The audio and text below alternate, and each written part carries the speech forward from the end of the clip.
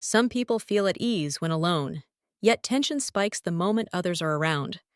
This isn't shyness or weakness, it's the brain responding to social evaluation, judgment, and unpredictability. Even casual interactions can trigger subtle stress signals, making calmness hard to sustain.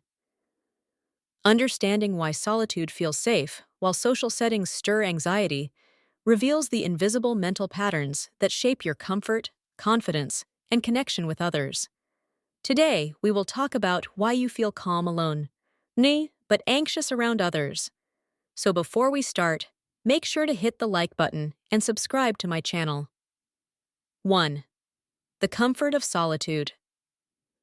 Feeling calm when alone is natural because solitude reduces external stimuli and social pressures. When alone, the brain can focus on internal states, thoughts, and activities without the need to interpret or react to others' expectations. The prefrontal cortex and default mode network, DEOSN, are free to reflect, plan, and process information calmly, while the amygdala, responsible for detecting threats, remains relatively inactive. Without social evaluation, the mind experiences less fear of judgment, making emotional regulation easier. This internal calm allows for clarity, creativity, and self-reflection. Being alone is not necessarily loneliness. For many, it is a state where the mind operates without hypervigilance. Understanding this neurological basis explains why introverted individuals or sensitive minds recharge alone, while social situations trigger stress responses that disrupt calmness. 2. Social anxiety and the brain anxiety around others often stems from the brain's social threat detection system. The amygdala interprets potential judgment, criticism, or rejection as threats, activating a stress response. The prefrontal cortex tries to plan appropriate behavior to avoid negative outcomes, but overthinking can intensify nervousness. Even subtle cues, such as facial expressions or tone of voice, are magnified and processed as potential risks.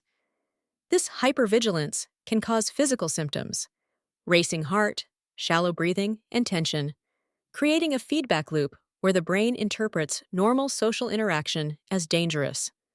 Understanding that this is a natural, evolutionarily rooted response helps individuals approach social anxiety with self-compassion and strategic coping mechanisms. 3. The fear of judgment. One of the main reasons people feel anxious around others is the fear of judgment. Humans are inherently social beings, and social acceptance was critical for survival. The subconscious mind interprets exclusion, criticism, or disapproval as threats. In modern settings, this ancient survival instinct manifests as anxiety in social interactions. Even small mistakes or awkward moments can trigger heightened self-awareness, making people overanalyze behaviors, words, and reactions.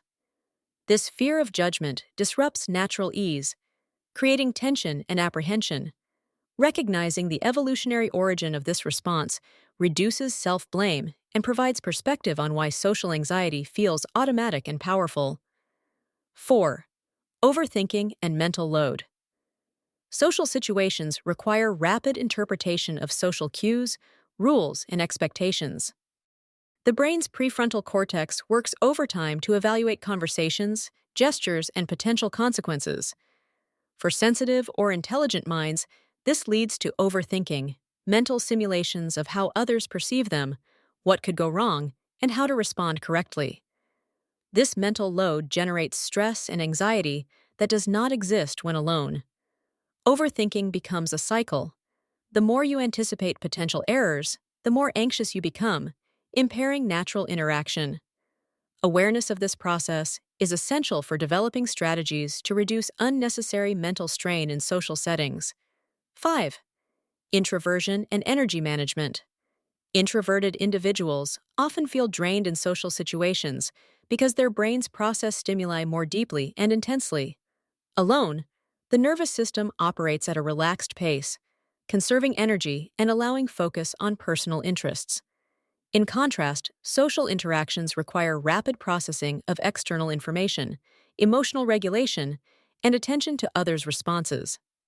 This increased cognitive and emotional load activates the sympathetic nervous system, heightening alertness and anxiety. Recognizing that feeling anxious around others is often an energy management issue, not personal weakness, helps normalize the experience and encourages strategic planning, like scheduling downtime to recharge. 6. Mirror neurons and emotional contagion. Mirror neurons in the brain cause us to unconsciously pick up on others' emotions. In social environments, this leads to heightened sensitivity to mood, tension, or stress in others. If someone is tense, critical, or anxious, your brain mirrors these states, amplifying your own anxiety. Alone, this mechanism is inactive, allowing emotional stability. Understanding the influence of mirror neurons clarifies why social settings can feel unpredictable and stressful, even when no direct threat exists. By recognizing this, individuals can implement strategies like selective engagement and grounding exercises to maintain calm. 7. The role of past experiences. Past social experiences shape the brain's response to interaction. Negative encounters, embarrassment, rejection, or criticism teach the brain to anticipate similar outcomes in the future. This conditioning amplifies anxiety when encountering new social situations. Even successful interactions may be overshadowed by heightened anticipation of potential threats. Awareness of these learned patterns allows individuals to gradually retrain the brain, differentiating present experiences from past conditioning and reducing automatic anxiety responses. 8. Coping mechanisms to reduce social anxiety. There are effective strategies to manage social anxiety. Mindfulness and grounding techniques reduce overactivation of the amygdala. Cognitive reframing helps challenge distorted thoughts about judgment or failure. Gradual exposure to social settings builds tolerance and confidence.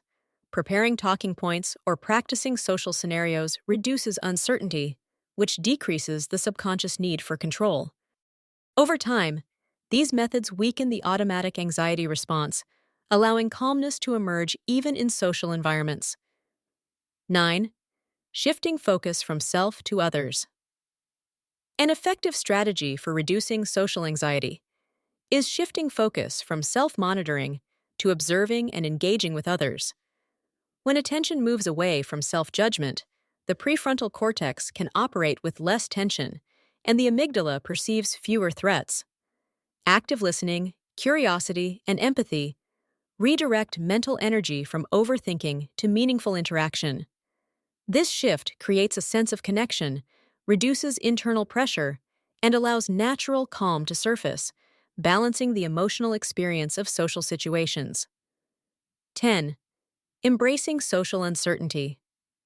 Finally, embracing uncertainty is key to overcoming anxiety around others. Life and social interactions are inherently unpredictable, and trying to control every outcome fuels stress. By accepting that not everything can be managed and focusing on what is within influence, words, behavior, and personal attitude, you reduce unnecessary mental strain. Understanding why the brain reacts with anxiety provides perspective, helping individuals approach social situations with confidence, awareness, and calmness, while still maintaining authenticity and emotional balance. If you liked this video and would like to see more like it, please give it the thumbs up, leave a comment, and click the button to subscribe.